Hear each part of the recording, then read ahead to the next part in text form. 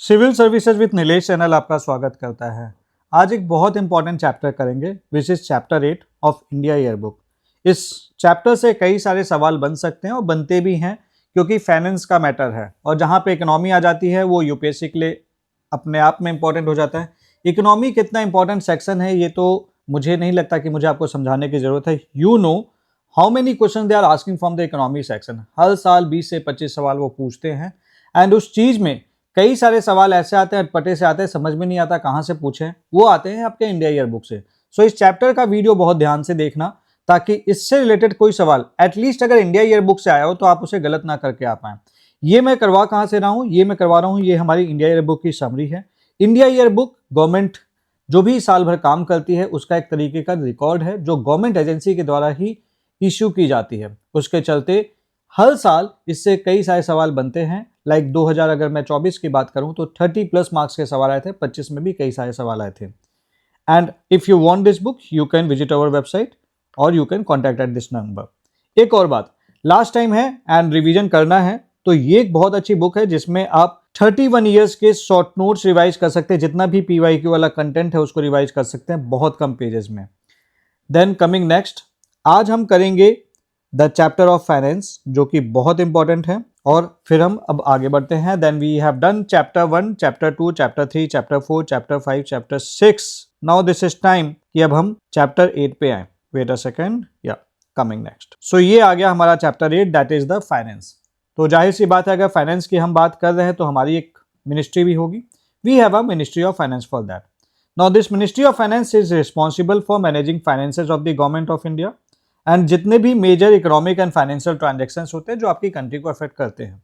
और ministry of finance ये इन सर्विसेज की कैडर कंट्रोलिंग अथॉरिटी है which is Indian revenue service, you know the IRS IT and IRS customs.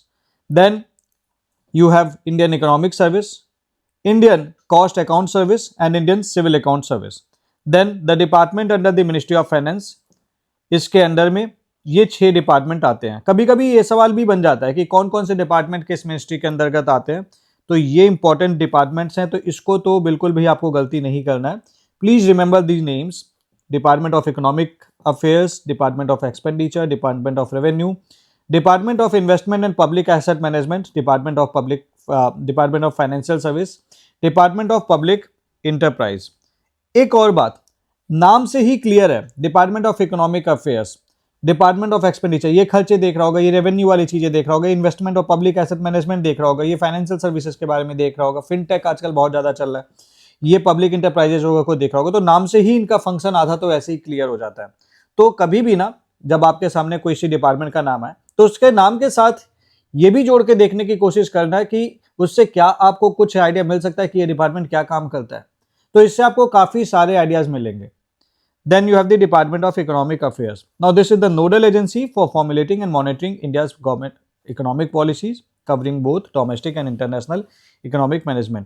Most important बात ये है कि Department of Economic Affairs this prepares the union budget for states under the presidential rule.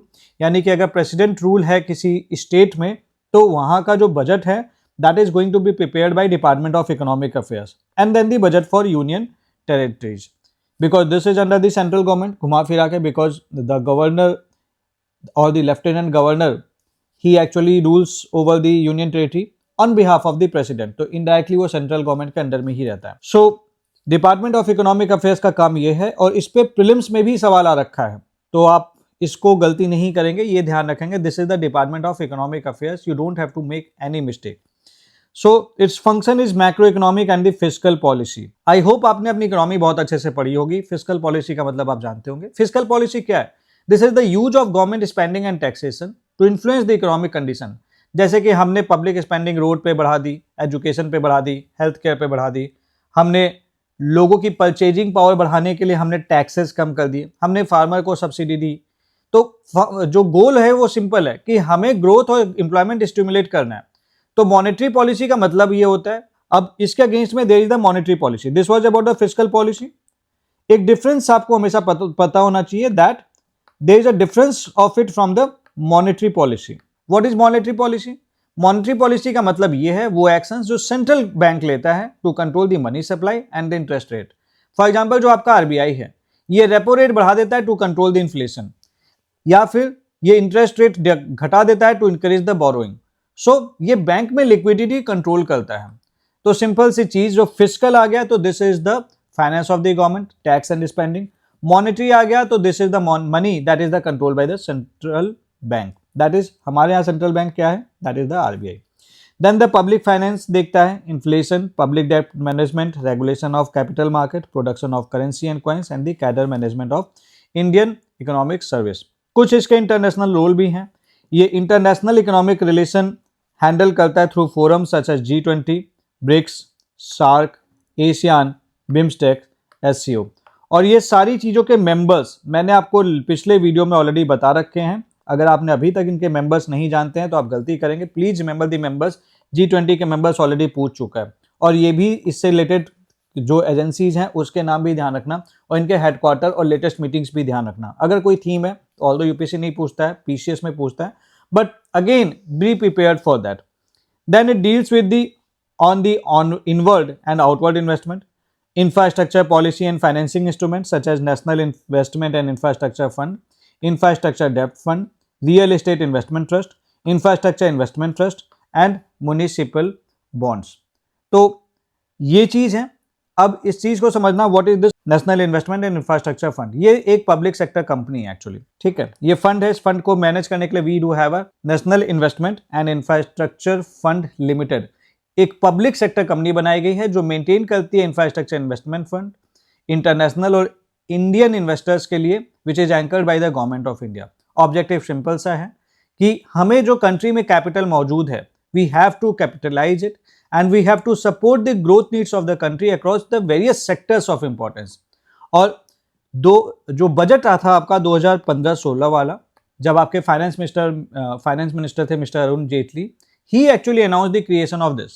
सो ये propose किया गया था as an alternative investment fund, और इसमें इनफ्लो था उस टाइम पे 20,000 करोड़, अभी तो ज्यादा है, from the government of India, with their commitment being 49% of the total corpus. And ये अप्रूव किया था 2015 में डिपार्टमेंट ऑफ इकोनॉमिक अफेयर्स में नहीं। Then you have the infrastructure डेप्ट फंड। इंफ्रास्ट्रक्चर डेप्ट फंड क्या है? ये एक इन्वेस्टमेंट फंड है, स्पेशल इन्वेस्टमेंट फंड है, जिसका सेटअप किया जाता है ताकि हम लॉन्ग टर्म फाइनेंस दे सकें फॉर द इंफ्रास्ट्रक्चर प्रोजेक्ट, जैसे कि आपकी रोड होगी, पावर होगी, रेलवे होगी, पोर्ट होगी, एयरपोर्ट होगी। तो ये इंफ्रास्ट्रक्चर कंपनीज को हेल्प करता है कि जो भी उनके एग्जिस्टिंग लोन्स हैं उसको वो रीपे कर सके और लॉन्ग टर्म फंड्स उनको सस्ते मिल सकें। तो आईडीएफ के चलते इंश्योरेंस कंपनीज, पेंशन फंड्स, मतलब और फॉरेन इन्वेस्टर्स हैं, ये लोग एक्चुअली इन्वेस्ट कर पाते हैं इन द इंफ्रास्ट्रक्चर सेफ्टी के साथ। देन आई होप ये चीज़ें आपने अपने इकोनॉमी में ऑलरेडी कवर कर रखे होंगे। नहीं कवर कर रखे हैं then there is a problem कि आपने जिस भी तरीके से इकोनॉमी पढ़ी है, जिनसे भी पढ़ी है, उनको ये कवर कराना चाहिए था। तो प्लीज चेक इट आउट कि at least you know the meaning of these. अगर ये टर्म्स आ रहे हैं तो इस पर सवाल कभी भी बन सकते हैं, और इन्हीं सब पे सवाल आते भी हैं। Then the matters related to digital economy and the financial technology. ये जो टर्म आजकल चल रहा है fintech, that is the financial technology. You must know the term fintech. Now we have the tax devolution and revenue, this one. So as per the 88th amendment act, union taxes are shared with the states। तो 88th amendment क्या है कि भाई जो भी union tax इकट्ठा करेगी वो स्टेट के साथ भी शेयर किया जाएगा। And this distribution is based upon what the distribution is based upon the finance commission की रिकमेंडेशन। और इसी के साथ मैं आपको बता दूं, अभी जो लेटेस्ट फाइनेंस कमीशन था उसकी जो रिकमेंडेशन है वो बहुत इंपॉर्टेंट है। गुड थिंग इज दैट मैंने इस पर ऑलरेडी एक वीडियो बना रखा है जो इसी चैनल पे है, मैंने शेयर भी कर रखा है, प्लीज वॉच दैट, वो बहुत इंपॉर्टेंट है आपके यूपीएससी प्रीलिम्स के लिए। So this is based upon the 15th finance commission. Now what are the major union tax revenues? We have the central GST, we have the custom duties, you have the union excise duties, you have the service tax, you have the corporate tax, you have the income tax. What are the major non-tax revenues? You have the interest receipt, you have the dividend and profits, you have the fines, regulatory charges, license fees, usual charges. Then you have the welfare budgeting. 2005-6 से there is the special tracking for SCs and STs. Then you have the gender and child budgeting. तो gender budget 2005-6 में के time पे introduce हुआ था, child budget 2009-10 में issue हुआ था। So this tracks allocation for women and children across sectors like education, protection and welfare. Then you have the international financial services centre, that is the gift IFSC। सो जो Gujarat international finance tech city international finance service sector है, ये operationalise हुआ था 2015 में Gandhinagar district Gujarat में, ताकि India में we do have an international financial hub, simple सी चीज़ है। सो ये जनरल फीचर्स हैं, लाइक इट इन लेवरेज, ये नहीं पूछेगा आपसे बट इन जनरल समझ लीजिए कि ये इंडिया का लाइक लार्ज टैलेंट पूल को लेवरेज करता है, स्किल वर्कफोर्स प्रोवाइड करता है, global diaspora you will be seeing here, focus is on cost competition, ease of doing business, ये सब इन जनरल बातें हैं। रेगुलेटर कौन है? That is the international finance service centre authority. So this promotes the fintech initiatives and this has introduced the framework for regulatory and innovation sandbox। अब ये term आप अक्सर देखते होंगे sandbox। What is sandbox?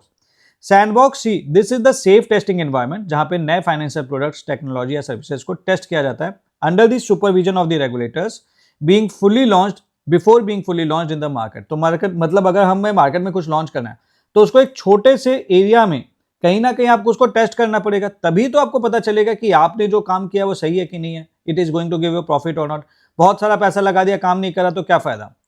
So India में जो regulatory sandbox है that is provided bye RBI for the fintech innovations. Coming next, you have the fiscal responsibility and budget management framework. इसके बारे में मैंने जो आपके साथ बजट डॉक्यूमेंट शेयर किया था, बजट डॉक्यूमेंट देख लेना, उसमें बहुत अच्छे से लिखा है, उससे आगे सवाल नहीं बनेंगे। So Fiscal Responsibility and Budget Management Act, this aims at sustainable fiscal management। ये गवर्नमेंट बोरोइंग, डेप्ट और फिस्कल डेफिसिट पे लिमिट लगाता है।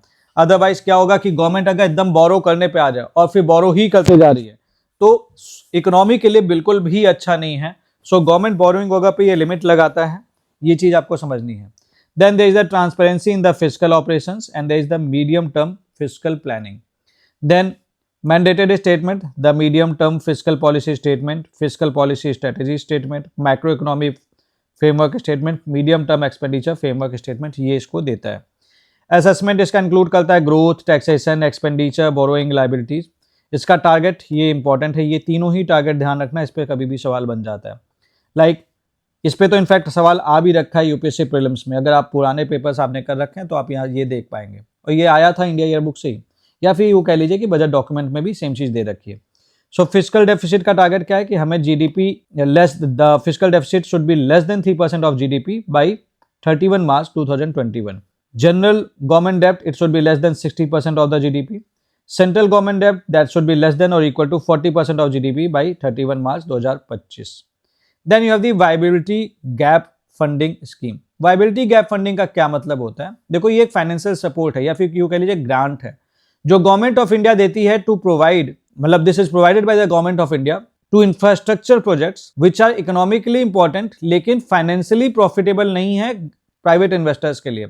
तो सिंपल टर्म्स में अगर कहें तो एक useful, let's say there is a useful project लेकिन वो प्रॉफिट नहीं कमा सकता इतना, तो गवर्नमेंट फाइनेंशियल असिस्टेंस देगी ताकि प्रोजेक्ट को फिजिबल बना सके। That is why this is viability gap.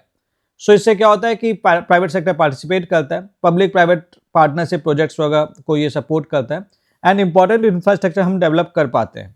So this was launched in 2006 by the department of economic affairs to support public private partnership infrastructure project for what, for economic sector projects like central government up to 20% of the capex and state sponsoring entity के लिए there is additional up to 20% of the capex. 2020 में social sectors के लिए इसमें थोड़े changes आए थे। There is the sub scheme 1, इसमें ये सेक्टर्स आते हैं आपके waste water, water supply, solid waste, health, education. Condition is that recovery of more than 100% operational cost, ये हेल्प करता है। Support central government maximum 30% of the capex and state sponsoring authority up to 30% of the capex. Sub scheme 2, that this is the pilot demonstration project, that is the health and education. Condition ये है 50% recovery is there for the operational cost. Support central government 40% capex जिसमें 25% operational expenditure है पहले 5 साल के लिए, and state sponsoring authority की बात करें तो 40% ऑफ द कैपेक्स है जिसमें से 25% is what, same. Then India infrastructure project development fund के बारे में बात कर लेते हैं। देखो, India infrastructure project development fund ये एक स्कीम है गवर्नमेंट ऑफ इंडिया की जो फाइनेंशियल असिस्टेंस प्रोवाइड करती है for preparing infrastructure project under the public private partnership model तो होता क्या है कि इसमें इनिशियल जो प्रोजेक्ट की प्रिपरेशन कॉस्ट है, जैसे कि feasibility study, legal advice, project design, consultancy, इन सब चीज़ों को ये कवर करता है। तो ये गवर्नमेंट को बेसिकली हेल्प करता है, you can say it help the government to prepare strong infrastructure projects so that they can attract the private investors. Then this started in 2007. This restructured in 2002 as the central sector scheme. Objective: financial support for project development expenses, transaction advisors. Then there is the National Monetization Pipeline. Now the National Monetization Pipeline, this was launched after the Union Budget 2021-22 to monetize brownfield core infrastructure assets. Now there are two type of projects. They are greenfield, there is brownfield. I hope आपको इसकी meaning पता होगी। Green field वो है जो बिल्कुल from the scratch start करते हैं, ब्राउन फील्ड बना हुआ है ऑलरेडी एंड फिर इसके ऊपर बात करते हैं। So that is the brownfield infrastructure asset. So ये इसके लिए, ग्रीन फील्ड के लिए नहीं है। सो पहली pipeline that the asset worth 6 lakh crore rupees, basically आपको मोनेटाइज करना है brown field core infrastructure projects को। मोनेटाइज करने का सिंपल सा मतलब ये है कि आपको ओनरशिप ट्रांसफर नहीं करनी है, बट जो आपका ब्राउनफील्ड कोर इंफ्रास्ट्रक्चर प्रोजेक्ट्स हैं ये सब, इनको प्राइवेट सेक्टर के हाथ में देना, उनसे पैसे लेने हैं घुमा फिरा के। Asset worth rupees 6 lakh crore. Sector wise अगर मैं बात करूँ तो road, railway, power, petroleum and gas, coal, shipping, mines and urban. So this is the thing. Road के लिए 1.1 लाख करोड़, रेलवे के लिए 0.3 लाख करोड़, पावर के लिए 0.5 लाख करोड़, पेट्रोलियम गैस के लिए 0.45 लाख करोड़, कोल के लिए 2 लाख करोड़, शिपिंग के लिए 0.2 लाख करोड़, माइनिंग के लिए 0.4 लाख करोड़, अर्बन के लिए 0.1 crore. Then you have the national monetization pipeline. This was launched in the union budget 2025-26। Target is 10 lakh crore. और ये टॉपिक रेगुलरली ही न्यूज में रहता है क्योंकि this is one of the very important government scheme. अगर मैं बात करता हूँ इंफ्रास्ट्रक्चर डेप्ट fund, that is to refinance the existing infrastructure डेप्ट। सो इससे क्या होता है कि बैंक ग्रीन फील्ड प्रोजेक्ट्स के लिए लेंड कर पाते हैं। तो स्ट्रक्चर ये है, this operates as the non banking finance companies and as the mutual fund. Funding source है इसका infrastructure funds, pension funds and the sovereign wealth funds. Status simple सा है, 31 मार्च 2025 को as of now 3 IDF non banking finance companies are there: India infrastructure dept, Kotak infrastructure डेप्ट fund, national investment and infrastructure fund, infrastructure finance limited. Asset managed worth rupees 52,000 crores. Then you have the InvIT and the real estate investment trust. So इस पे आ जाते हैं। So what are these? पहले तो यही समझ लो कि ये दोनों क्या हैं। ये इन्वेस्टमेंट व्हीकल हैं जो लोगों को अलाउ करते हैं कि वो इंफ्रास्ट्रक्चर और रियल एस्टेट प्रोजेक्ट्स में इन्वेस्ट कर सकें और रेगुलर इनकम अर्न कर सकें। So they are regulated by SEBI. तो इंफ्रास्ट्रक्चर इन्वेस्टमेंट ट्रस्ट की अगर मैं बात कर लूँ इसकी, तो इंफ्रास्ट्रक्चर इन्वेस्टमेंट ट्रस्ट, ये इन्वेस्टमेंट ट्रस्ट हैं जो पैसा कलेक्ट करते हैं इन्वेस्टर से और ये इंफ्रास्ट्रक्चर प्रोजेक्ट्स में इन्वेस्ट करते हैं। जैसे आपकी रोड हो गई, पावर प्लांट हो गई, पाइपलाइन हो गई, टेलीकॉम टावर्स हो गया। और उसके बाद जो पैसा आता है उससे बेसिकली यहाँ पे ये जो ट्रस्ट है ये पैसा अर्न कर रहा है through the toll, rent etcetera, तो उससे वो इन्वेस्टर को पैसा देते हैं। रियल एस्टेट इन्वेस्टमेंट ट्रस्ट, ये वो कंपनीज हैं जो इन्वेस्टर से पैसा पूल करती हैं, इनकम जनरेटिंग रियल एस्टेट में इन्वेस्ट करती हैं, जैसे कि ऑफिस बना लिया, मॉल बना लिया, सबसे पैसा लिया, बनाया और उसके बाद आपने उनको rental income, capital appreciation etcetera दिया। So this is the thing. So infrastructure investment trust, this is registered under SEBI and this pools infrastructure projects pre and post cost completion, free developer capital, attractive foreign investment, ये सब general words हैं। Refinance operation projects, diversify the risk. Real estate investment trust, they hold rental generating real estate asset. Then you have the national investment and infrastructure fund. ये क्या है? ये तो ये government supported investment fund है जो कि सेटअप किया गया to provide the long term finance for the infrastructure projects in India. ये 2015 में स्टैब्लिश किया गया था by the government of India to attract investment from domestic and international investors for developing infrastructure. So this is anchored by the government of India and this is managed by NIIF limited which operates at the category 2 alternative investment fund. तो objective is simple: invest across sectors and asset classes, generate risk adjusted returns and address equity investment gap. What are the funds that it manages? It manages the National Investment and Infrastructure Fund Master, NIIF Fund of Funds, India Japan Fund and the last fund that it manages. 4 funds है जो ये manage करते हैं। NIIF Strategic Opportunities Fund, थोड़ा थोड़ा देख लेते हैं क्या है ये। So they are the part of National Investment and Infrastructure Fund. So you have the National Investment and Infrastructure Fund Master. इसका कॉर्पस है 15,998 करोड़ और ये मास्टर फंड है, देख लेना मास्टर है ये. Sector is road, port, airport, power. Investor है इसमें government of India, Abu Dhabi investment authority, Ontario teachers pension plan, Australian super, Canada plan pension plan investment board, Temasek PSP investment, United States Infrastructure Development Finance Corporation, domestic institution. Then you have the fund of funds, this one. This invest in green infrastructure, affordable housing, infrastructure services, social and urban structure, industrial and telecom. Investors इसके ये हैं. Then you have the India Japan Fund. अब इसमें सवाल बन जाएगा, 2-3 सवाल बन सकते हैं कि ये क्या चीज़ है और या फिर इसमें कौन कौन से फंड्स इंक्लूडेड हैं.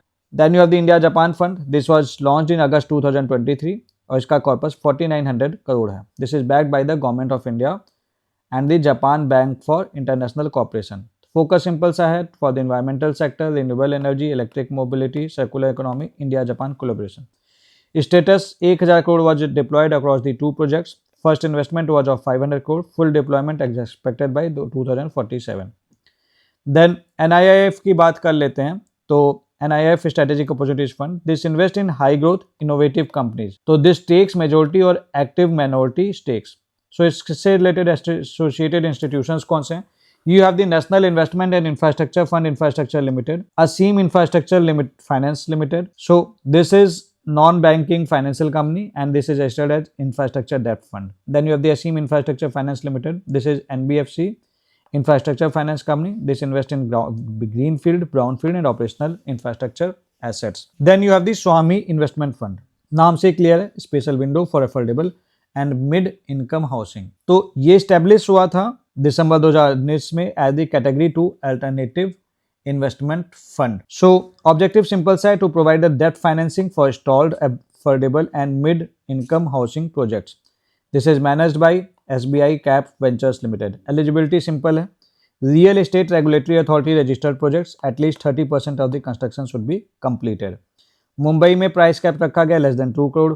NCR में Chennai, Kolkata, Pune, Hyderabad, Bangalore, Ahmedabad less than 1.5 crore. Rest of India less than 1 crore.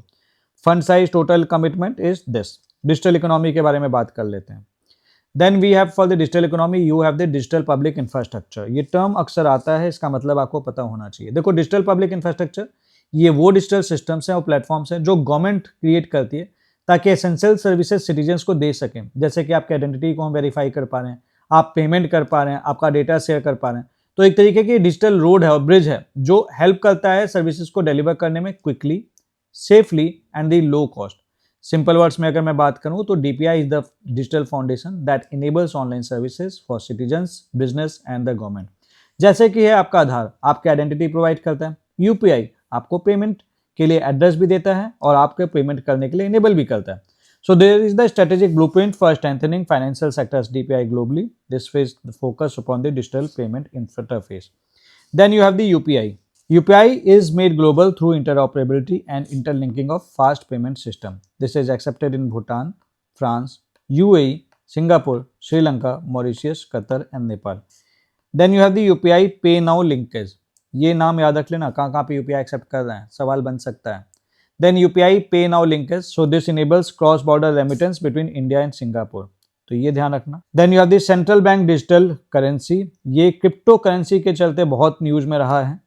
So you should be studying and I hope आपने इसके बारे में पढ़ रखा होगा. There are efforts to improve the cross border payment through interlinking. Then department of expenditure पे आ जाते हैं. Department of expenditure ministry of finance के अंडर में आता है and this oversees the physical financial management of the central government and the state finance function, that is to implement the finance commission recommendation and central pay commission recommendation. Then it monitors the audit observation, preparation of the Government of India accounts, management of expenditure of ministries and departments, administration of financial rules, appraisal and approval of centrally funded schemes. There is the control of public finance cost and optimization of expenditure outcomes. Then we have the power sector reforms, financial incentive to the states. Now this is based upon the recommendation of 15th Finance Commission that states are allowed additional borrowing of 0.5% of the gross GDP annually. This तो ये 15 finance commission के basis के मतलब उसकी recommendation के basis पे है basically and states को अलाउ किया गया है कि आप एडिशनली बोरो कर सकते हैं annually. So for the financial year 2025-26 के लिए there is the additional borrowing that is allowed, that is 0.5% of GSDP. लेकिन ऐसे ही नहीं हम आपको देंगे. एडिशनल बोरोइंग के लिए you have to, your performance should be linked to the power sector reform. क्या आपने पावर सेक्टर रिफॉर्म में इंप्रूवमेंट किया है, तभी हम आपके लिए काम करेंगे. Then you have the special assistance to states for the capital investment. So this was launched in October 2020. This provided 50-year interest-free loans to the states for the capital expenditure. Objective simple सा है, to enhance the productive capacity and the crowd in private investment. So this is extended up to 2025-26. Then the growth outlay की बात कर लेते हैं. That is 12,000 crore से that is the 1.5 lakh crore. 2025-26 की अगर मैं बात करूं, so 68,000 crore part 1 for the state project, 80,000 crore reform sector specific mining areas, mining, vehicle scrapping and road safety, rural and urban land reforms, financial efficiency initiative and the urban planning reforms. Then you have the public finance management system and direct benefit transfer. Public finance management system की बात कर लेते हैं, तो this enables the digital payment and tracking the government. इसका जो काम है बेसिकली, ये एक ऑनलाइन प्लेटफॉर्म है गवर्नमेंट ऑफ इंडिया का, जो कि ट्रैक करता है, मैनेज करता है और मॉनिटर करता है जो कि पब्लिक फंड के फ्लो को. तो ये इंश्योर करता है कि गवर्नमेंट का पैसा करेक्ट बेनिफिशियरी के पास पहुंच रहा है in the transparent and the efficient way. So this is implemented by the controller general of accounts under the ministry of finance. So this enables digital payment and tracking, supports DBT and this reduce linkage and the ghost beneficiaries. DBT की performance की बात कर लूँ तो 3.75 lakh crore payment has been done under the 1556 DBT schemes. इसमें कौन कौन सी schemes आती हैं? यू हैव दी पीएम किसान. अब देखो ये स्कीम है, अगर मैं सारी स्कीम एक्सप्लेन करने लग जाऊंगा तो फिर द थिंग इज दैट कि ये वीडियो बहुत लंबी बन जाएगी. आपने स्कीम्स तो आप पढ़ते ही हैं, ये देख लेना इसमें से किस स्कीम के बारे में आपको नहीं पता है. पीएम किसान, नरेगा हट गया है. Now we have other scheme, ये भी ध्यान रखना. तो अभी इस साल के लिए ये भी इंपॉर्टेंट है और इसके अगेंस्ट में जो रामजी स्कीम है वो भी इंपॉर्टेंट है, तो वो भी आपको करनी है और ये भी करनी है.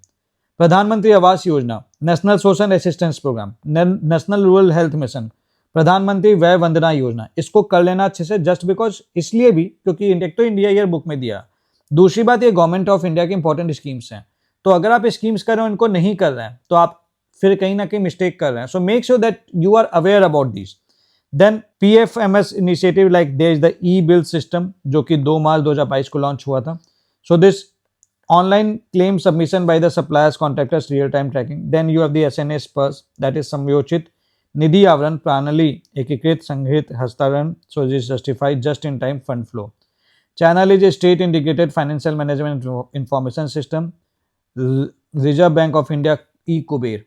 नाउ क्या क्या है ये चीज़ें, तो इसकी बात कर लेते हैं. तो ये देखो, ये पब्लिक फाइनेंस मैनेजमेंट सिस्टम के अंडर में आता है और ये ट्रैक करता है और मैनेज करता है गवर्नमेंट के स्कीम फंड्स को एफिशिएंटली. सो ये सिस्टम इंश्योर करता है कि जो भी फंड गवर्नमेंट बेसिकली रिलीज कर रही है, it should reach the implementing agencies and the beneficiaries transparently and quickly. And इसीलिए ये just in time fund flow को इंश्योर कर पाता है, इस चैनल के थ्रू करता है. ई कुबेर क्या है? ई कुबेर कोर बैंकिंग सिस्टम है आरबीआई का. तो ये एक इलेक्ट्रॉनिक प्लेटफॉर्म है जिससे आरबीआई मैनेज करता है government accounts, bank accounts, payment and financial transactions securely and efficiently. So e Kuber digital banking system है जो आरबीआई के द्वारा यूज किया जाता है to handle the government and banking transaction. Benefits की बात कर लें तो this reduces the dependence on way and mean advances and short term borrowing.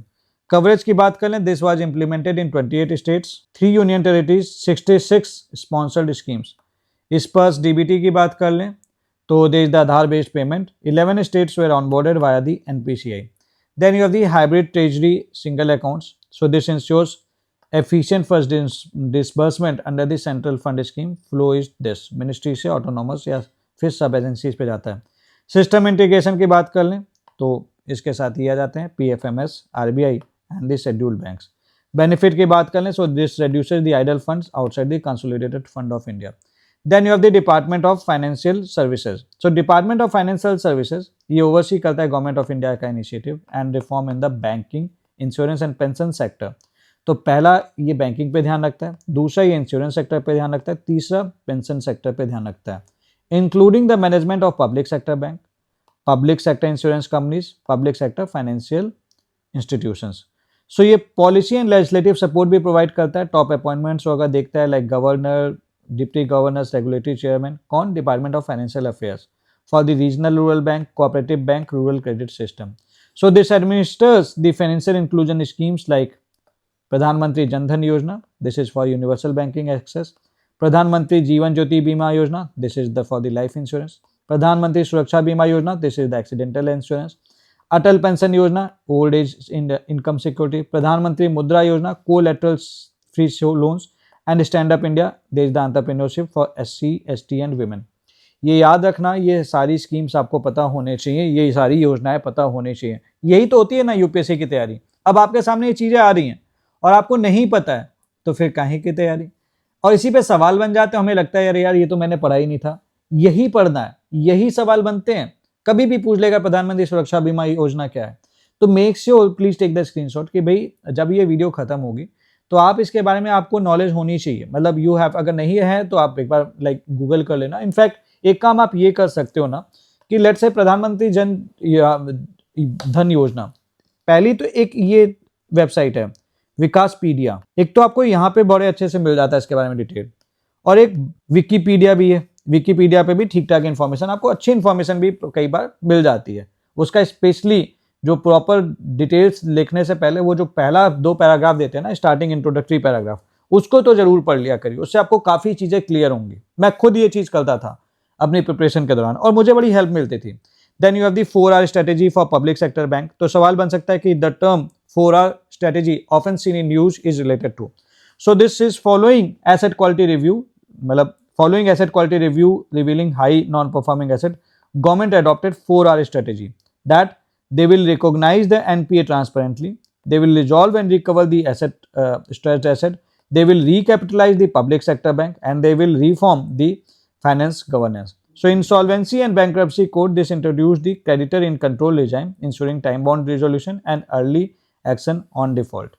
Then you have the digital finance ecosystem. तो इंडिया का डिजिटल फाइनेंस इकोसिस्टम में we have the JAM trinity, JAM, Jan Dhan, A for Aadhaar, M for mobile, that is linked over, this has linked over 1 billion accounts.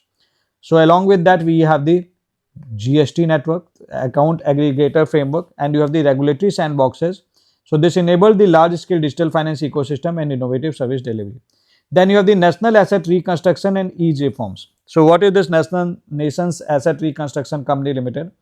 So Nations Asset Reconstruction Company Limited, along with this asset management company, was established to consolidate, manage and resolve stressed asset and use strategies including sale to alternative investment fund. Key targets here, target stressed of about 2 lakh crores and the government guarantee up to 30,600 crore for the security receipt for 5 years. Then you have the ease reforms. तो सवाल बन सकता है कि what is ease reform is related to? This is related to the reforms in the public sector bank. 2015 में इसे conceptualise किया गया था, 2017 में लॉन्च किया गया था.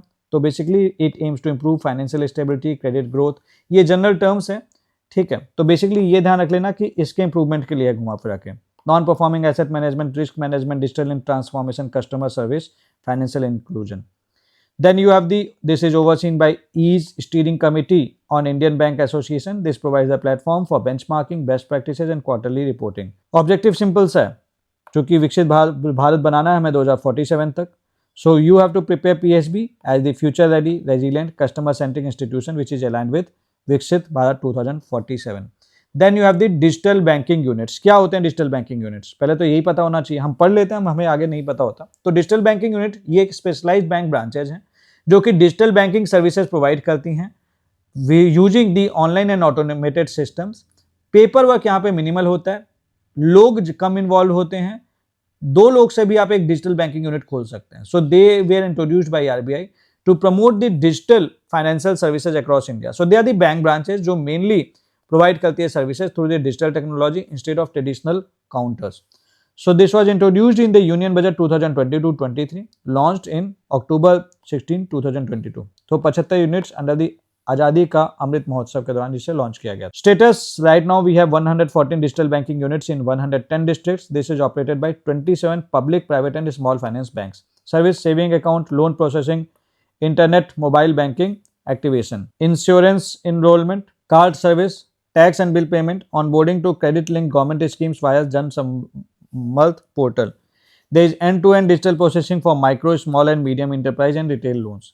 Then you have the Debt Recovery Tribunal. So what is about this Debt Recovery Tribunal? Debt Recovery Tribunal ये स्पेशल कोर्ट हैं जो सेटअप किए गए हैं ताकि बैंक्स और फाइनेंस इंस्टीट्यूशंस को हम हेल्प कर सके to recover the loans quickly from borrower who fail to repay. So they were established by the Recovery of Debt due to Banks and Financial Institutions Act 1993. Simple words में बोलें तो डेप्ट recovery tribunal ये bank को help करते हैं to recover the money from people और companies जो कि लोन नहीं देते हैं। So this was established under the recovery of डेप्ट and bankruptcy act 1993 and the SARFAESI act. SARFAESI act I hope आपने इकोनॉमी अच्छे से पढ़ रखा है तो आपको इसका पता होगा। ऑब्जेक्टिव सिंपल सा है, टू एक्सपीडाइट द डेप्ट recovery, to reduce the burden on civil courts, safeguard public funds and stabilize the finance system. Structure, we have the 39 debt recovery tribunals right now, 5 debt recovery appellate tribunals, jurisdiction 20 lakh के ऊपर का डेप्ट है तो चले जाओ यहाँ पे। Reform EDRT system, uniform procedure, document security, like document scrutiny is reduced, 7 दिन की जगह 3 दिन हो गया। Summon waiting period has been reduced from 15 days to 7 days. Online case inspection, e-security alerts via emails. Then you have the banking reforms and the digital initiative. So you have the electronic debt recovery tribunal. तो E for electronic यानी सब कुछ online होगा, 2018 में launch हुआ। सो feature ये है कि आप ऑनलाइन केस फाइल कर सकते हैं, डॉक्यूमेंट मैनेजमेंट होगा, जो भी कोर्ट फीस भी है आप भारत कोष के द्वारा ऑनलाइन पे कर सकते हैं, SMS अलर्ट होगा आता रहेगा और घर बैठे ही आराम से काम कर सकते हो। EDRT 2.0 this is under development for improved user experience. इसमें हेल्प डेस्क होगी, ई सेवा केंद्र होंगे, हाइब्रिड ऑनलाइन हियरिंग्स होंगी। Then you have BancaNet portal. BancaNet portal, this was launched initially as e-auction portal. Later इसका नाम रख दिया गया e-बिक्रे. So this was revamped as BancaNet on the January 3, 2025. इसलिए इस साल के लिए ये important हो जाता है. So you should be knowing about this. Objective simple सा है, to improve the recovery of stressed assets for the public sector banks. तो पूछ लेगा BancaNet का जो ऑब्जेक्टिव है या फिर किससे रिलेटेड है, बस सिंपल सा सवाल आएगा, ये पता होगा तो आप उसके क्वेश्चन को कर लोगे। Then you have the crisis management and banking initiatives, staff welfare, crisis management plan. So crisis management plan ये बैंकिंग इंडस्ट्री वाइड स्ट्राइक्स के दौरान जब 3 या 3 से ज़्यादा दिन की स्ट्राइक होती है तब इसे एक्टिवेट किया जाता है। So this was revised in 2024 and this was circulated to public sector banks and stakeholders. So this requires the development of standard operating feature. So team अगर बनाएंगे, ऑब्वियस ही बात है, इंस्टीट्यूशन के according there should be coordination, core operations maintain रखेंगे etcetera, ये general बातें हैं। Then you have the Aadhaar authentication in the examination. 2025 में institute of banking personal selection IBPS इस नाम से आप जानते हैं, ये डायरेक्ट किया गया कि आधार ऑथेंटिकेशन आपको यूज करना है for the candidate verification. This is based on the Aadhaar authentication for good governance rules. Then you have the staff welfare rules in the public sector bank, 2024 में रिवाइज किया गया। It covers health, canteen subsidies, sports, cultural activities etcetera. इसमें ज़्यादा सवाल तो बनेंगे नहीं। अब आते हैं सीधे UPI पे and digital payment. So UPI is the digital payment system. ये लोगों को अलाउ करता है कि वो पैसा भेज सकते हैं और रिसीव कर सकते हैं instantly using a mobile phone. ये डेवलप किया गया था UPI आपका NPCI के द्वारा, NPCI, एंड ये RBI के द्वारा रेगुलेट किया जाता है। So UPI allow instant bank to bank money transfer using mobile apps, जैसे कि there is the instant mobile transfer, there is the mobile apps के थ्रू आप ट्रांसफर कर सकते हैं, आपका जैसे गूगल पे, फोन पे, पेटीएम एक्सेट्रा। और आपको बैंक डिटेल्स को शेयर करने की भी जरूरत नहीं पड़ती, आपकी एक UPI ID होती है या फिर QR कोड होता है, आप उसको यूज करके पेमेंट कर सकते हैं, नंबर से भी पेमेंट कर सकते हैं। सेफ और सिक्योर पेमेंट सिस्टम है। ट्रांजेक्शन कॉस्ट या तो जीरो होती है या तो बहुत लो होती है। So this was launched in the financial year 2016-17। So this enabled payment across the multiple bank accounts via a single application. Now बहुत तेजी से ये ग्रो किया है। Now there is the 92 crore transactions से 18,587 crore transactions in this। 18,000 crore transaction, आप समझ रहे हैं कितना ट्रांजेक्शन है। So there is the compound annual growth rate of 114%। In fact UPI ने तो भाई सभी को इफेक्ट कर रखा होगा। इस टाइम पे आप 10, पहले क्या होता था, चाय पीने जाते थे 10 रुपए की, तो आप चाय पीने के लिए 10 रुपए अपनी जेब से निकाल देते हैं। अभी आप उसको भी UPI करते हो, 2 रुपए भी देना होता है, तो इतनी हैबिट बन गई है कि आप ऑनलाइन UPI ही पेमेंट करते हो। So key fact is that India accounts for nearly half of the global real-time payment transaction. UPI contributes 81% of the digital payment. Monthly transaction is this. Now key innovations in UPI. So e-rupee, these are the person and purpose specific vouchers. e-rupee जो है ये एक digital payment voucher है जो government या organisation को allow करता है that they can transfer benefits directly to the beneficiaries in a cashless and contactless manner. तो ये एनपीसीआई के द्वारा इससे भी लॉन्च किया गया था ई-रूपी को. ई-रूपी मतलब बेसिकली एक डिजिटल वाउचर है. मतलब मोबाइल फोन पे आपने एक डिजिटल वाउचर भेज दिया किसी स्पेसिफिक पर्पस के लिए लाइक हेल्थ हो गया, एजुकेशन हो गया एंड अकॉर्डिंगली ये वर्क करता है. देन आपका यूपीआई 123 पे है. ये एक यूपीआई पेमेंट सिस्टम है फीचर फोन का. मतलब फीचर फोन का मतलब क्या होगा जो कि स्मार्टफोन्स नहीं है. जैसे कि पुराने वाले आते थे ना नोकिया 3315, ठीक है, वो वाले फोन. तो ये अलाउ करता है यूजर्स को to make the digital payment without the internet. बिना इंटरनेट के भी तुम पेमेंट कर सकते हो. आरबीआई के द्वारा लॉन्च हुआ था और जाहिर सी बात है एनपीसीआई ने डेवलप किया होगा. सो बेसिक चीजों का यूज करके भी आप पेमेंट कर सकते हैं. Then you have the RBI credit card on the UPI. So credit card payment UPI पे आप कर सकते हैं. You have the UPI plugin. There is integration into merchant application. You have the credit line on UPI. There is the pre-sanctioned bank credit. You have the Hello UPI. तो जाहिर सी बात है AI based voice payment system होगा. Bill Pay Connect. So there is the bill payment via messaging application and smart devices. Then you have the UPI Litex. There is offline and near field communication enabled payments.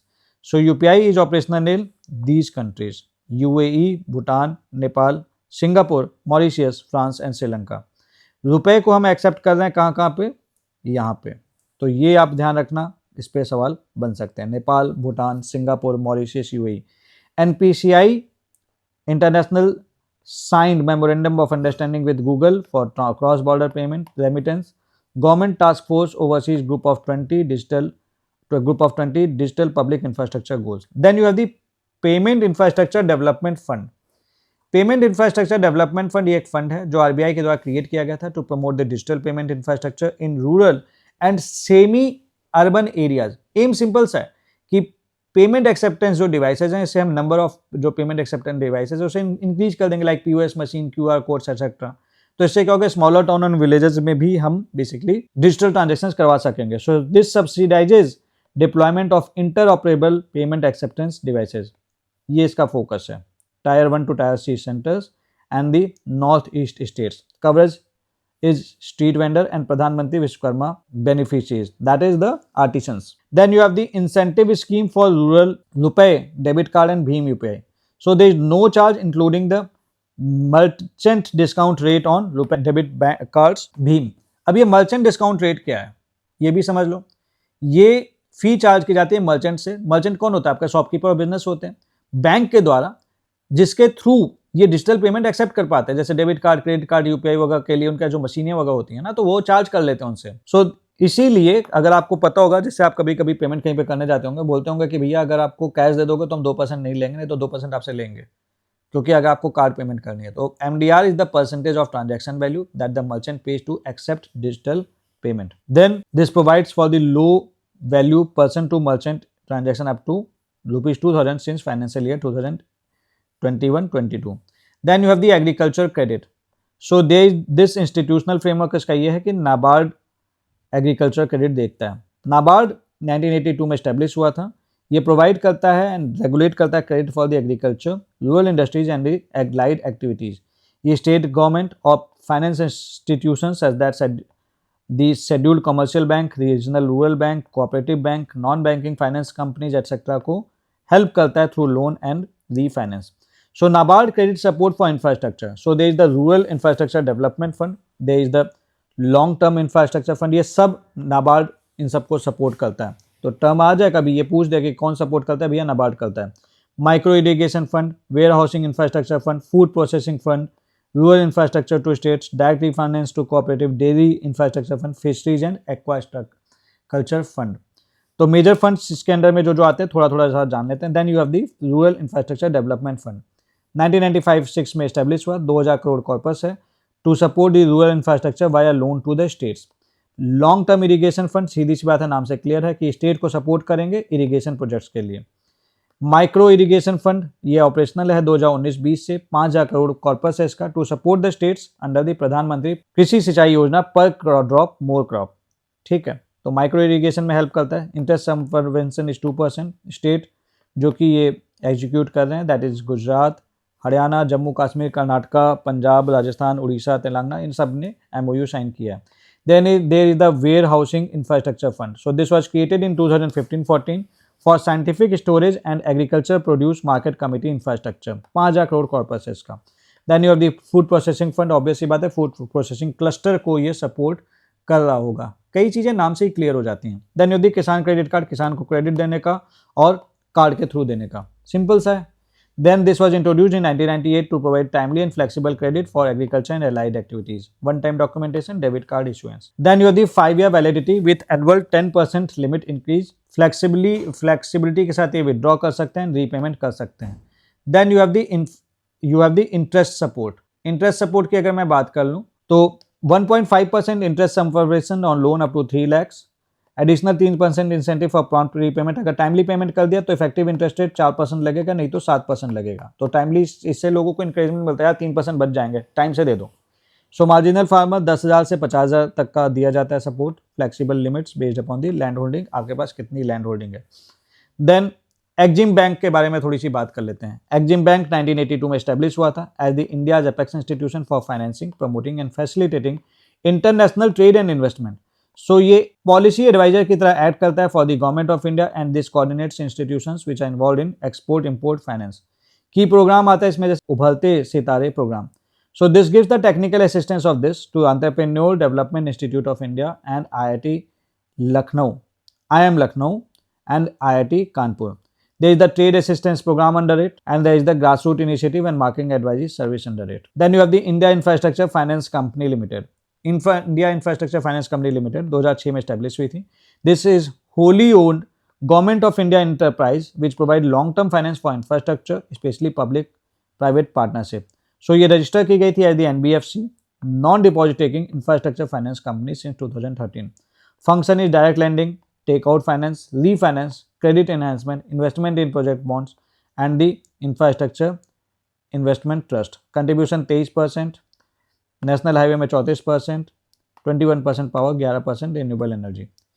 की initiative that you have the green and sustainable financing. So green bond in framework, environment social governance policy, green lending has been increase from 10.7% to 20%. 35% of the financial year 2025 disbursement to sustainable infrastructure ESG impact rating was good. Sustainability partnership, अब आपकी ये आ गई ये सारी partnerships agencies जो grant को, जैसे climate bond initiative है, ग्लोबल इंफ्रास्ट्रक्चर बेसल फाउंडेशन. ये क्या है? ये इंटरनेशनल ऑर्गेनाइजेशंस हैं जो सपोर्ट करती हैं इंफ्रास्ट्रक्चर प्रोजेक्ट्स, इंफ्रास्ट्रक्चर डेवलपमेंट, जो सपोर्ट करती हैं basically infrastructure development, sustainable finance and climate friendly investment. Then you have the digital transformation, there is the advanced infrastructure project monitoring system using drones. फिर आता है industrial finance corporation of India. So यहाँ पे 72.57 जो government of India की ownership है under the restructuring. So अगर आप देखेंगे इस डॉक्यूमेंट में उतना ही लिखा है जितना रिक्वायर्ड है. So this functions as the project management agency for 10 of the 14 product linked incentive under the Atmanirbhar Bharat. Then you have the stock holding corporation of India limited. So there is the e stamping, this is the central record keeping agency, this is operational in 25 states and UTs. E code fee is there, e registration. Then you have the CRCS Sahara refund portal. So Sahara के पास जो पैसा आया था, मतलब जो लोगों को अब रिफंड किया जा रहा है, this is through the security depository management services and this secured slum rehabilitation authority project for digitization and hosting. So then you have the NAFID. What is NAFID? This was established under the National Bank for Financing Infrastructure and Development Act 2021 as an infrastructure focused development finance institution. Sanction इतना करोड़ किया across road, railway, renewable, ports, highway, education, sports data center and the sports infrastructure. Then you have the SIDBI. SIDBI को 1990 में establish किया गया था to promote finance and develop micro, small and medium enterprises. तो SIDBI का mainly देना MSME से. So this provides direct and indirect finance through bank, NBFC, microfinance institutions and others, along with development program and policy advocacy. Group entities, the Mudra Limit, SIDBI Venture Capital Limit, Credit Guarantee Fund Trust for Micro and Small Enterprise, Acute Rating, Receivable Exchange. Finance Initiative. So there is the direct lending, 127 branch, digital products like GST Sahay using GST data. Green financing, micro and small enterprise, green investment and financing for transformation.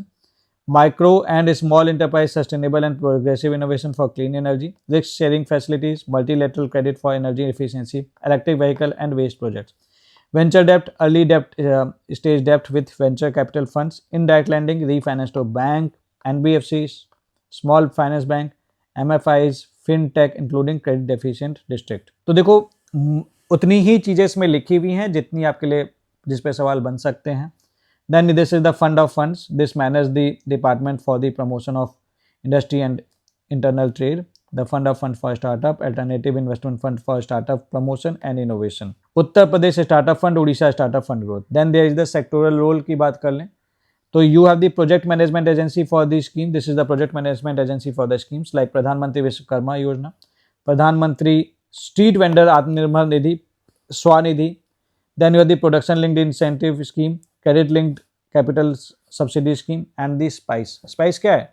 ये है basically SIDBI programme for improving capacity and ecosystem. तो basically इसका भी purpose वही है, MSME को support करना है.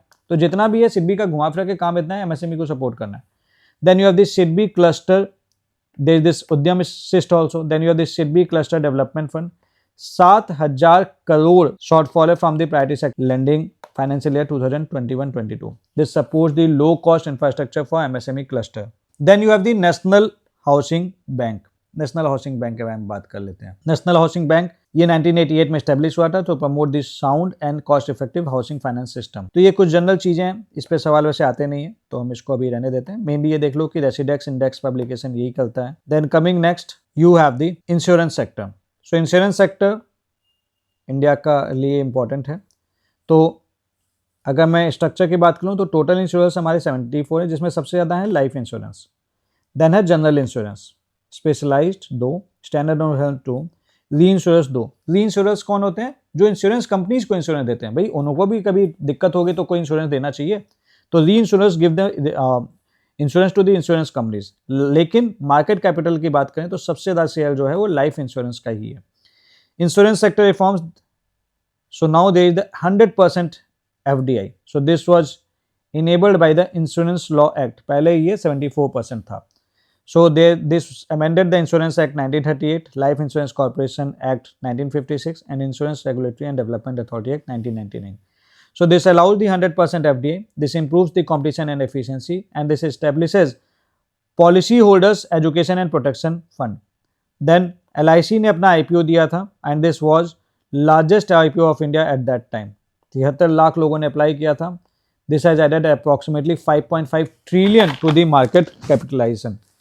कुछ की initiatives and achievement, accessibility standards. देखो एक्सेसिबिलिटी वर्ड आ जाए ना तो हमेशा देख लेना कि there is the person with disability, कुछ ऐसा ही होगा. So this is issued by the department of the finance service. This ensures accessibility for persons with disabilities. Then you have the women centric initiative. So Life Insurance Corporation of India, Bima Sakhi Yojana. So this launched December 9, 2024. Women as agents and social security. Then you have the Golden Hour scheme. So there is the cashless treatment for the road accident victims. Insurance companies maintain 504 crore fund. Then you have the pension fund. अगर मैं pension fund की बात कर लूँ, so Pension Fund Regulatory and Development Authority Act passed in September 19, 2013 and notified on this. This regulates and develops the pension ecosystem. और ये देखता है क्या? NPS, Atal pension Yojana, unified pension scheme, जो कि है for the government, private and unorganised sector employees के लिए. अटल पेंशन योजना के बारे में बात कर लेते हैं. 2015 में इंट्रोड्यूस की गई थी. पर्पज सिंपल सा, यूनिवर्सल सोशल सिक्योरिटी किसके लिए? Poor, under privileged and the unorganised workers के लिए. एलिजिबिलिटी पे सवाल बन जाता है, पहले भी आ रखा है. 18 से 40 साल तक के लोग इस with the saving bank account, अगर ये आप हैं तो आप एलिजिबल हैं. इसमें आपको 1000 से 5000 करोड़ तक जब तक आप जिंदा हैं lifelong is guaranteed. Benefit, same pension continues to spouse after the subscriber death. Corpus return to nominee after death of both subscribers and spouse. Income tax payers are not eligible from October 1, 2022. मतलब तुम income tax देते हो, मतलब तुम्हारी 2.5-3 लाख के ऊपर की income है, इसका मतलब तुम भैया अमीर हो, तो तुम गरीब नहीं हो. गरीब नहीं हो तो तुमको अटल पेंशन योजना नहीं देंगे. मुद्दे की बात यह है. नेशनल पेंशन स्कीम की बात कर लेते हैं. ये 1 जनवरी 2004 में लॉन्च हुई थी. This was extended to all citizen on the voluntary basis. So performance अच्छा है इसका घुमा फिरा के. This is for the new central government employees except the armed forces. Then you have the unified pension scheme. ये latest scheme है, इस साल के लिए इंपॉर्टेंट बन जाती है, इसको बहुत अच्छे से कर लेना. So this is the optional scheme under the national pension system. There is assured and inflation indexed pension. Eligibility है कि central government employee under the NPS as on 1 April 2025. New recruits को ये वाली स्कीम मिलेगी. Retired NPS subscribers before March 31, 2025 with minimum 10-year qualifying service including retirement under the fundamental rule, not as a penalty. Then you have the subscription window की बात कर लेते हैं. तो existing employees retirees till 30th December 2025, new recruiters within 30 days of joining. Contribution जो employee होगा वो 10% of the basic pay and dearness allowance वो कंट्रीब्यूट करेगा. गवर्नमेंट जो है वो 10% मैचिंग कंट्रीब्यूशन देंगे और additionally 8% of the basic pay and dearness allowance देंगे to the pooled corpus. Benefit pension आपको कितनी मिलेगी? 50% of the average basic pay of the last 12 months. 25 साल की सर्विस के बाद 10 से 25 साल केवल काम किया है तो प्रोपोर्शनेट पेंशन मिलेगी. मिनिमम 10,000 रुपये तो मिलेंगे ही मिलेंगे 10 साल की सर्विस के बाद. विड्रॉ कर सकते हैं 60% ऑफ द इंडिविजुअल कॉर्पस और बेंचमार्क कॉर्पस जो भी लोअर होगा. This leads to proportional reduction in payout and option to restore full payout. Lump sum is 1/10 of the basic day pay plus dearness allowance for every completed 6 months of service. Family pension 60% of the admissible pension to legally wedded spouse.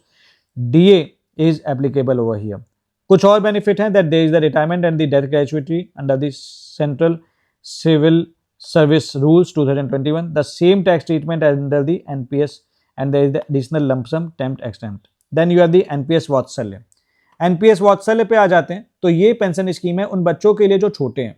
तो children for the children it was launched at the part of national pension scheme. इसके चलते parents और guardians हैं ये retirement saving कर सकते हैं अपने बच्चे की बहुत कम उम्र से ही. सो ये पेंशन फंड को बिल्डअप करने के लिए हेल्प करता है, मतलब बेसिकली बच्चे का भविष्य ये सिक्योर करता है.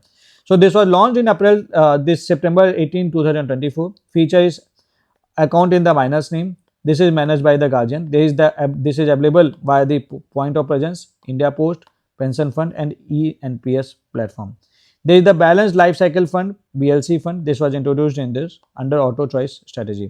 Investment pattern is up to 50% equity till age 45, gradually reduced to 35% by the age 55%. तो basically balance life cycle fund में क्या होता है? ये एक investment option है under the NPS in which जो investment है ये ऑटोमेटिकली चेंज होता है according to age of the investor. तो there is the balance of the investment between equity और द शेयर्स एंड द डेब्ट और the bonds to manage the risk and this is return over time. तो जैसे जब investor young है तो हम ज़्यादा इन्वेस्टमेंट करेंगे इक्विटी में ताकि आपको हाई रिटर्न मिले, रिस्क भी हाई रहे. लेकिन जैसे इन्वेस्टमेंट बूढ़ा इंसान होने लगेगा तो ज़्यादा इन्वेस्टमेंट हमारा शिफ्ट हो जाएगा डेब्ट की तरफ, तो there will be lower risk and the stable return. So ये चीज ये रख करते हैं. There is the some of the flagship schemes under the department of financial affairs. Pradhanmantri Jan Dhan Yojana objective simple है to ensure at least 1 bank account per household and achieve financial inclusion. Phase 1 में there the universal access to banking facilities, bank accounts with RuPay debit card, 1 lakh का accidental insurance, financial literacy programme launch हुआ. Phase 2 में जो 2015 से 18 तक चला, overdraft facility दी गई 5,000 रुपए की से लेकर later enhance 10,000. Credit guarantee fund बनाया गया for the overdraft defaults. There was the coverage of unorganised sector pension schemes. Post 2018 में और इसे बढ़ाया गया. There is the focus shift from every household to every unbanked adult. So overdraft limit 10,000 कर दी गई. Accidental insurance 2 lakh कर दिया गया. परफॉर्मेंस तगड़ा है इसका. जैम ट्रिनिटी इसका ये यूज करता है. So this enables direct benefit transfer, digital payment, credit access, social security. Aadhaar seeded account इसमें 90% है. Then you have the social security scheme to provide micro insurance to the marginalized scheme. जब भी social security की बात करें तो marginalise section के बारे में बात होती है. यू हैव द प्रधानमंत्री सुरक्षा बीमा योजना. तो ये एक्सीडेंटल इंश्योरेंस है, 2 लाख देगा, 18 से 70 साल के होने चाहिए. प्रीमियम ऑटो डेबिट होंगे 20 रुपए पर साल. तो 20 रुपए के बदले 2 लाख का इंश्योरेंस, बहुत अच्छी डील है. देन यू हैव द प्रधानमंत्री जीवन ज्योति बीमा योजना. सो ये लाइफ टाइम इंश्योरेंस है, 2 लाख का इंश्योरेंस कवरेज है 18 से 50 साल के लिए. 436 पर ईयर आपका लगेगा. क्वार्टरली ऑप्शन भी इसमें अवेलेबल है. देन यू हैव दी प्रधानमंत्री मुद्रा योजना. तो ये 2015-16 में के बजट में दिया गया था. This was launched in April 8, 2015. Implementing body is Mudra limited. This provide the collateral free loan up to 20 lakh to micro and small enterprise. Category is this Shishu, Kishor, Tarun and Tarun plus. ये इसके लिमिट्स हैं, इसे याद कर लेना, इस पर सवाल बन सकता है. Women beneficiaries are 67%, SC ST are 50%. और then you have the stand up India. Stand up India में जैसे आपका स्टार्टअप इंडिया है, लेकिन स्टैंड अप इंडिया पे हमारा फोकस है schedule caste, schedule tribe and women. Loan देंगे हम 10 से 1 करोड़ का ग्रीन फील्ड इंटरप्राइज के लिए। कहाँ कहाँ पे आप खर्चा कर सकते हैं? Manufacturing, services, trading and allied agriculture activities. Margin money 15% of the project cost, minimum 10% own contribution आपको करना है। सो ये बढ़ा, this was extended up to 15 finance commission period and this is operational till 31 March 2025। उसके बाद भी से बढ़ा ही दिया गया। Then you have the Department of Public Enterprise. This is under the Ministry of Finance. This formulates policies and guidelines for public sector enterprise. इसका vision clear है to promote the excellence, sustainability and innovation and economic growth. Then you have the key functions of the Department of Economic Enterprise. There is like ये इतना important नहीं है, खैर बस इतना समझ लो कि हमारे पास अभी 14 महारत्न हैं। इसके नेम्स आपको पता होने चाहिए। इसके साथ ये मिक्स करके पूछ लेता है, तो महारत्न के नाम आप देख लेना, तैयार कर लेना। एंड आपके लिए एक होमवर्क है, please comment in the comment section की कौन कौन से अपने महारत्न हैं। पे पॉलिसी सिंपल, दिस हैंडल्स पे revision for the board level, below board level executive and non unionised supervisors. ये इतना इंपॉर्टेंट नहीं है। New public sector, public enterprise matters, ये भी इतना इंपॉर्टेंट नहीं है। डिस्प्यूट रेजोल्यूशन इंपॉर्टेंट नहीं है। Then you have the new public sector enterprise, इसको थोड़ा सा देख लेते हैं। Now this unlocks economic potential of public sector enterprise. This accelerates growth, improve productivity and increase the job. Strategic sector इसमें 4 हैं, national security, energy security, critical infrastructure, finance service and important minerals. Public provision, policy provisions, all public sector enterprise in non strategic sectors to be privatised where feasible, otherwise consider for closure. तो ये policy अपनी कि भैया जो भी non strategic sector के public sector enterprise हैं उसको आपको करना है क्या? आपको करना है प्राइवेटाइज। सिंपल सा है। Then you have the Bharat Bond Exchange Traded Fund.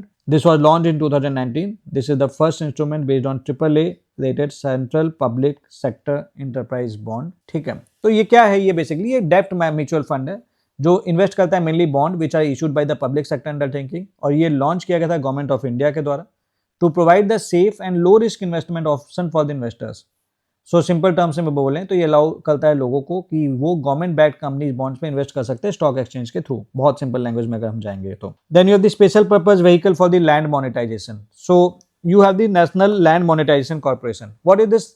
So this is the government of India company जो सेटअप की गई है to monetise the surplus land assets of the public sector enterprise. Monetization का क्या मतलब होता है?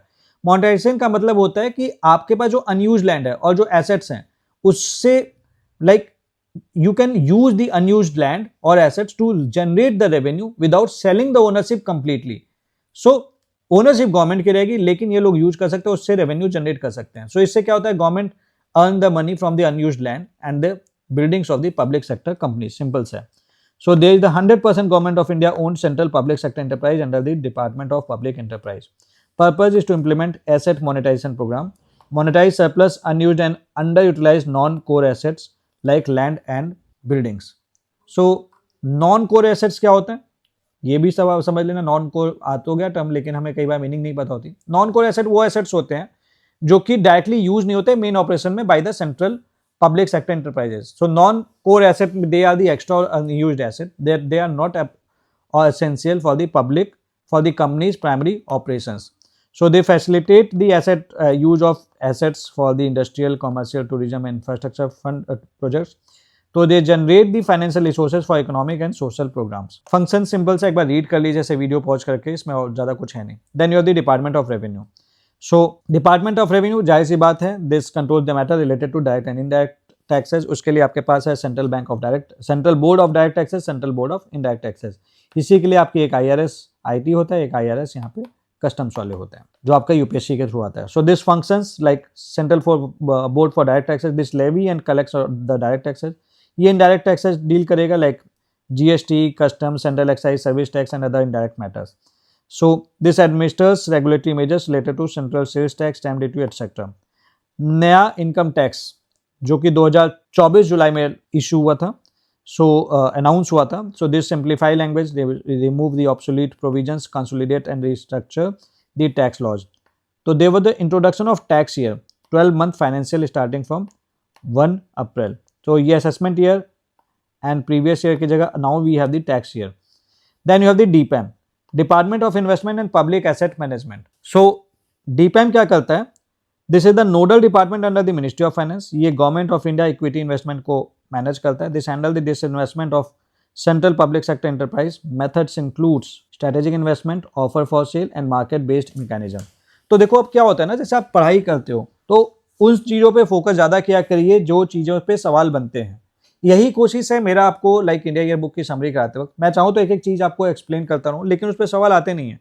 बहुत सारी चीज़ें जनरल होती हैं, जो चीज़ें जनरल होती हैं उस पर आपको इतना ये काम करना होता है कि भाई ठीक है दिस इज लॉजिकल, ये होगा ही होगा, तो उसको बहुत याद रखने की जरूरत नहीं, वो ऑटोमेटिकली आपको ध्यान रहेगा, तभी वो देखते ही समझ जाओगे कि yes this is the thing and यहाँ से सवाल बन सकता है, मतलब ये इसका पार्ट होगा ही होगा।